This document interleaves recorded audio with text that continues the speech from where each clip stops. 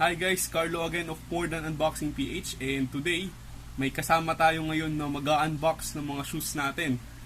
Hi guys, I'm Dana, and ngayon sa video na to, makakasama nyo akong mag-unbox at mag-review ng hindi lang isa o dalawang Adidas Ultraboost na shoes, kundi 5 Adidas na Ultraboost. So, let's start!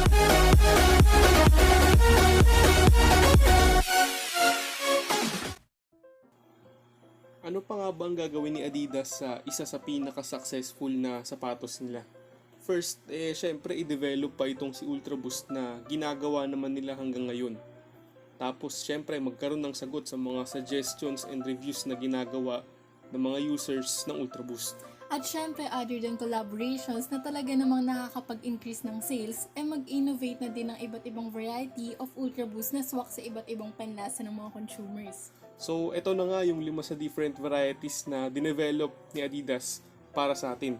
Let's go! Nirelease siya noong January 2020. Itong Ultraboost 20 City Pack ay ginawa for honoring the 8 Asia-Pacific running hotspots. So, mayroong 8 colorways na ginawa si Adidas to represent each cities in Asia-Pacific countries. First, itong i-unbox natin na Tokyo City ng Japan, Osaka ng Japan, Bangkok, Thailand, Seoul, South Korea, Taipei, Taiwan, Sydney, Australia, Singapore, and Hong Kong. So, prime knit siya hanggang tang, then merong logo. Tapos yung lace niya, merong Japanese characters. And then yung cage, merong accent na 3 colors. Tapos yung ankle area niya naman may foam. And yung heel guard niya, matigas and color red. Tapos yung midsole niya, merong accent din na 3 colors and may nakalagay na PKY. Yung insole niya, color yellow na may print na prime blue. Tapos yung outsole niya, continental and then torsion system.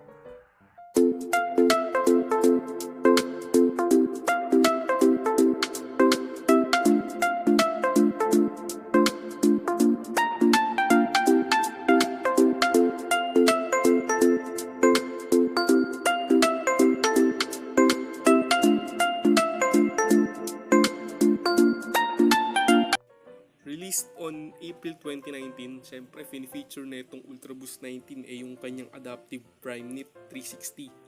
Tapos yung kanyang Translucent 3 Stripes Cage at yung bagong-bago noon na 3D Fit Counter Heel Frame.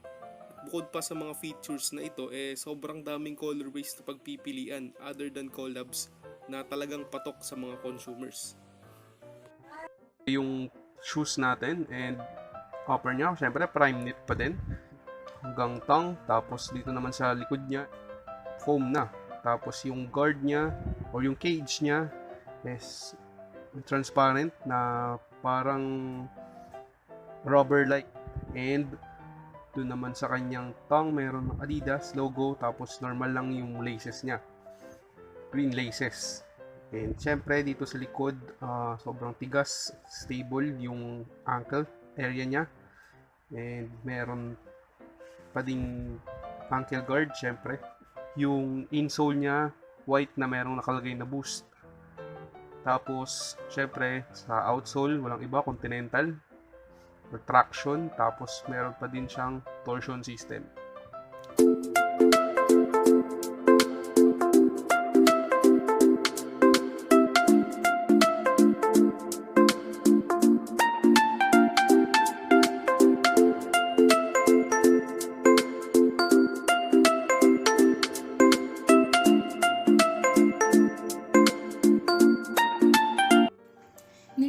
Noong November 2019. All leather siya maliban syempre sa midsole which is Ultraboost. Kung gusto niyo ng formal look sa inyong Ultraboost ay go for this release, Ultraboost Leather. Cons naman nito dahil nga leather siya, medyo hindi siya flexible at hindi siya ganun ka-breathable compared sa mga prime knit na Ultraboosts. Sulit itong all leather dahil pwedeng-pwede sa formal at casual occasions at syempre sobrang comfy dahil sa Ultraboost midsole. So, yung front niya, leather, hanggang sa may tongue. And then, yung logo niya sa tongue niya, leather din. Tapos, yung cage niya, syempre leather din, pero yung accent niya, yun lang yung part na hindi leather, yung stripes. And then, sa ankle area naman, meron ding foam, pero leather pa rin. Tapos, yung heel guard naman, may nakalagay na Ultraboost. Then, yung lace niya, normal lang na black na lace. Yung insole niya, black lang, pero medyo leathery yung look. Tapos, yung outsole, syempre continental, tapos torsion system.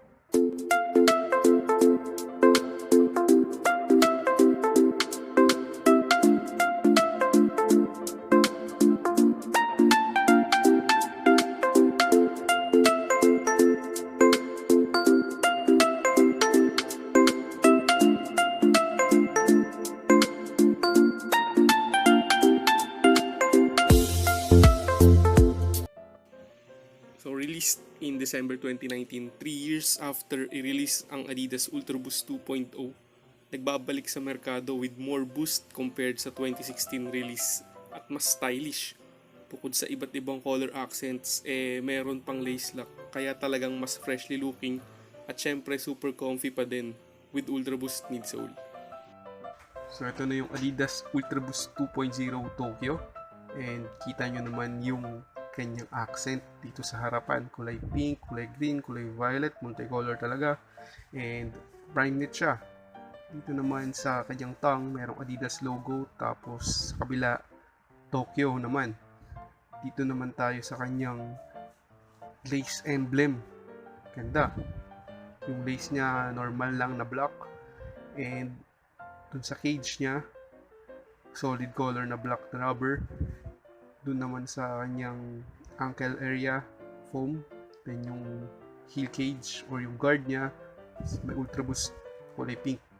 Tapos yung kabila pala ng ating cage, multicolor din.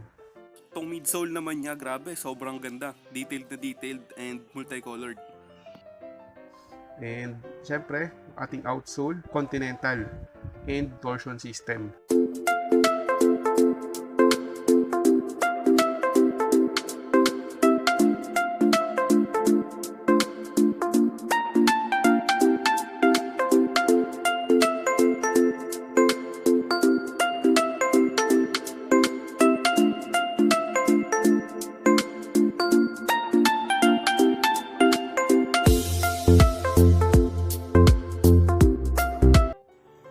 This was released on October 2019, following the tracks of Ultraboost All Terrain mid of 2017.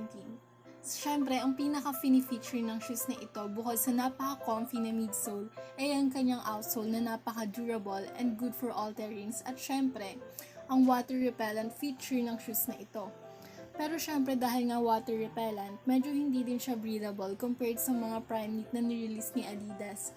Overall, goods naman itong si Ultraboost All Terrain, hindi lang sa running, kundi maging pati na din sa hiking at iba pang adventure trips mo. So, yung front part niya is waterproof and then merong rubber na part din. Tapos, reflective tong area na to. And then, yung tongue, merong logo ng Adidas. Then, yung lace niya, merong accent na color yellow. Tapos, yung cage niya, rubber. And then, yung stripes na color is red. Tapos, yung ankle part niya, meron ulit foam. Heel guard niya naman, merong 3 logo. Tapos, yung likod na part naman ng heel is reflective. Yung insole niya, color blue na may All Terrain logo, tapos may printed din na boost. Tapos, yung outsole naman, compare sa ibang Ultraboost na shoes na normal, mas makapal siya kasi nga all terrain siya, so pwede siya sa lahat.